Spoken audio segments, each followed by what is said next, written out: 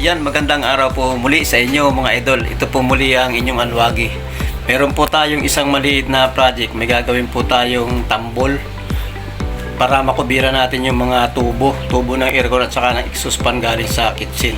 So, sa halip na gawin nating square lang yung ordinary na ginagawa ng karamihan, na malimit nating gawin, lalagyan natin ng disenyo para naman hindi mahalata na mayroon tayong tinakpan. So, ayan yung plano. Yan yung gagawin natin. Ayun, subaybayan ninyo at gagamit lang tayo yan ng tubular na 1x1. Ikakat lang natin para makuha natin yung kurbada. Yun po, salamat po ng marami. Ito po muli ang inyong Alwagi.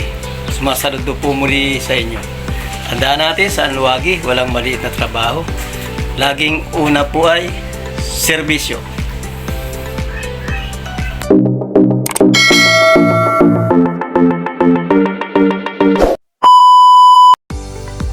So ito yun, lalagyan natin ng box yan pag ganyan hanggang dun para itago lang yung tubo na yun. So ito yung ating materialis, 1x1 na tubular, 1.5 lang yan. Okay na yan, pwede na yan. So ito na, sukatin natin, magbuhay tayo ng mga tigwa 1 inch 1 inch. Yan, tapos iskwalahan din naman natin para tuwid naman, tapos ikat natin yung 3 sides, yung isang side lang ang itira natin. Ayan, ganyan. Bali lahat ito nasa 16 na cut yan, simula dito hanggang dito. Ayan, kung babaloktutin naman natin yan, kailangan wag pa ganyan, mali yan, lalaki yung problema mo dyan. Dapat pa ganito. Ayan, yan yung kinat natin ng 1 inch 1 inch.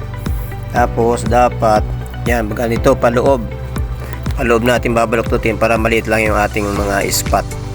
Tapos i-welding na natin siya. Ayan, meron siyang pattern sa ilalim. Ito naka-vice grip siya, saka naka-clamp siya.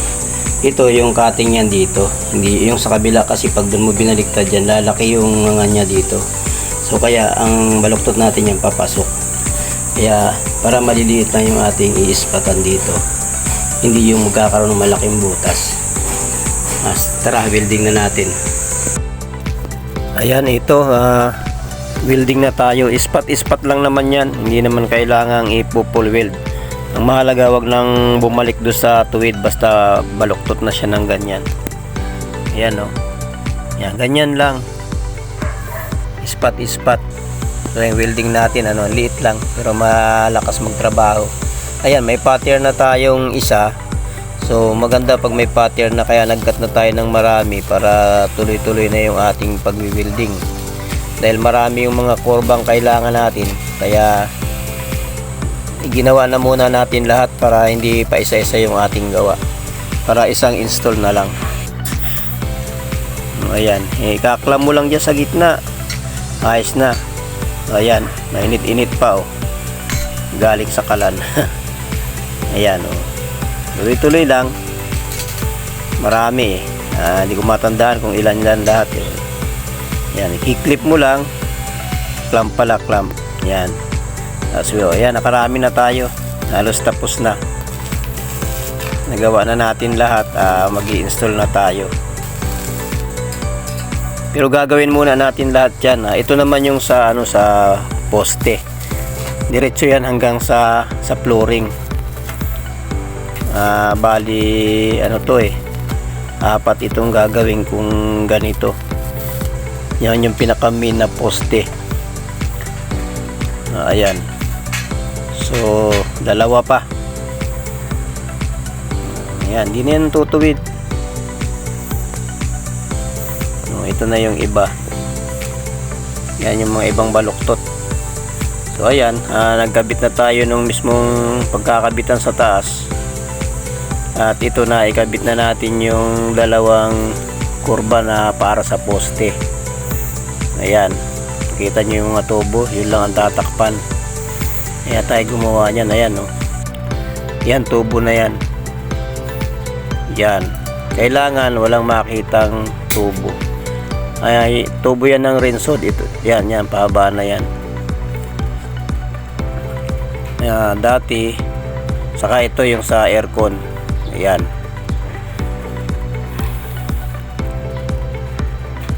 Tapos sabi nung may-ari, dapat ano daw, hanggang lang muna sa dito sa may bintana na to, hanggang dyan na lang.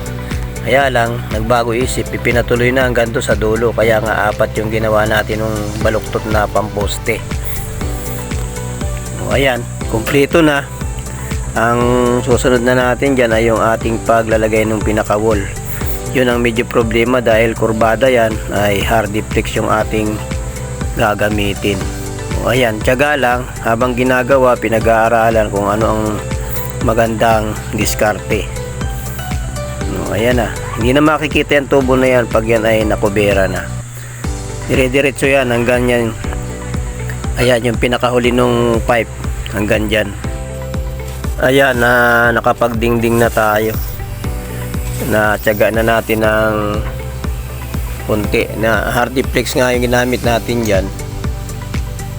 At ang ginagamit natin pala ay hindi yung screw, hindi yung screw na yung black screw. Yan, blind rivets yung ginagamit natin dyan. Ayan, kaya ang ginagawa natin, binabari na natin. Tapos ganito yung barina natin, nalagyan ko ng alambre sa dulo para countersink nya. Para pag ilalagay mo yung rivet, yan yan, malalim siya pero hindi lahat ibabaw lang. Yung tansyado mo na yung rivet na ito ay pag ini-rivet mo siya, yung ulo niya nakalubog. Ayan, ganyan yung tsura, nakalubog siya. Parang siya, para kagaya nito yan pantayan, wala, hindi mo mahihipo siya. Ayan mamasilyahan na lang yan, pero kita mo dahil nga sa hardiplex malutong. Ayan, kita mo mga crack, diba? Ayun ang lalaki ng crack nya. So ang gagawin na lang natin dyan, mamasilyahan natin ng yan, ng tawag dito, pulley top, para matibay. Ayan halatang halata, diba, yung mga cut nya. So kaya natin yan, ipo-pulley top muna natin yan. Yan. Tapos itong nasa may tabi, kita mo 1/2 ang ginamit ko sa tabi ng wall. Tapos yan, lahat yan hardilite na yan, manipis yan, kita mo may crack nga. Yan yung kinat ko yan para mailagay lang dyan ang pabaluktot. Mamaya papakita ko sa iyo.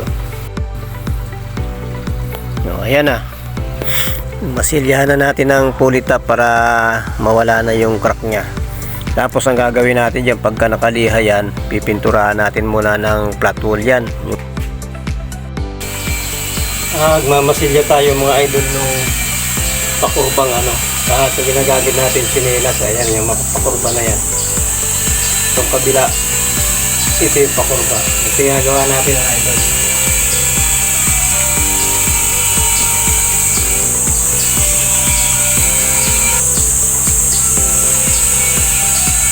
Kailangan diskarte.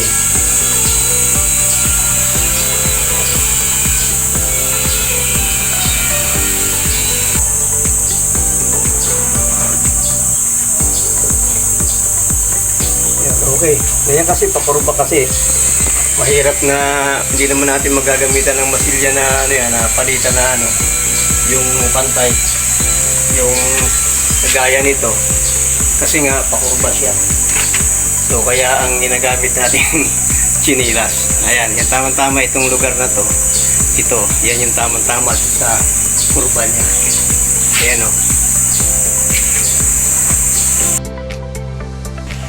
ganyan siya kakurba. At mas itong pinaka-wall na yan, kahit pakurba, hardiplex ginamit natin dyan. Mahirap kasi nagka-crack siya. Kaya ang ginawa natin, yung kabila niyan, nilagari natin ng hati-hati pag ganun, para susunod siya ng pabalok. mabaluktot ng paganyan. Maging ito, kita nyo, mas kurbada mga idol. Ayan. Kaya yan, hard flex yan na kinating natin. Parang hiniwa-hiwa natin. Ayan. O, tingnan mo. Dalawang kurbada pa yan. Kasi dito, may tinakpan tayo mga tubo dito. Tapos dito, tinakpan natin tubo dyan. Ayun, kaya para hindi halata na merong itinago, kaya ginawa na lang natin ng disenyo. Ayan. Ayan yung ginawa natin mga idol. Ayan, ito may guhit-guhit siya, no? Tapos kakatingan natin yan ito. Bahagya lang, no? Huwag mong palalagpasin. So di ngayon, di siyempre may mga cut na yan. Pwede mo na siyang pabaluktot. Ito yung likod niya, yung harap niya yung nandito sa pinakailalim nito. Yan, di babaluktot ng ganun yan, sama sa pagbaluktot na. Ayun, pwede mo na siyang ilagay do sa baluktot na parte ng bakal yung frame yan eh. So, pag hindi mo nilagyan ng ganyan, hindi mo mababaluktot yan, magkakrak agad yan. So, ganyan yung ginawa natin. Bahagya lang para wag lang magiwa-iwalay. So, yun, diskarte lang mga idol. O, ayan na at ito yun yung pinaka final coating na. Ito na yung last na last at matatapos na natin yung sabi nung taga rito ay airport daw. Hindi po airport yan, kagaya ng sinabi ko sa unahan, tambol yan. May itinago lang tayong mga tubo. Ayan. Dito naman sa kabila, flat pa yan. Ito. Ayan na, natapos na natin. Ayan, yung parting baba na to, sinimento ko dyan para hindi siya mababad sa tubig yung Hardiplex. Lulutong yan eh. O ayan. Diba, ang kinis na, no? Parang hindi mahirap gawin. O ayan, okay. Yan naman yung ito yung dati. Ayan, o, kitang-kita naman, diba? Ngayon, wala na yung tubo na yan. O ayan, natapos na natin yung ating airport. Joke lang, hindi po airport, no? Diyan natin kasi tinago yung mga pipe. Yung pipe ng rinse hood at saka yung pipe ng aircon. So, ginawa natin ng design para hindi naman halatang may itinago. Ang karaniwan kasi, box type lang, di ba? Ito iba to. Ayun. Salamat ng marami sa inyong pagsubaybay, mga idol, at sa inyong panunood. Siya nga pala, shoutout nga pala kay Ma'am Angie dyan sa Bicol. Ingat kang palagi, at ganoon din kay Batang Negros. Batang Negros, nakakalimutan ko na yung pangalan mo. Kung nasaan ka man ngayon, ingat kang palagi. Shoutout sa'yo. O yun, hanggang dito lang po. At ito po ang inyong Alwagi. Muling sumasaludo sa inyo. Tandaan natin, sa Alwagi, walang maliit na trabaho. Laging una ay serbisyo. Ingat kayo palagi.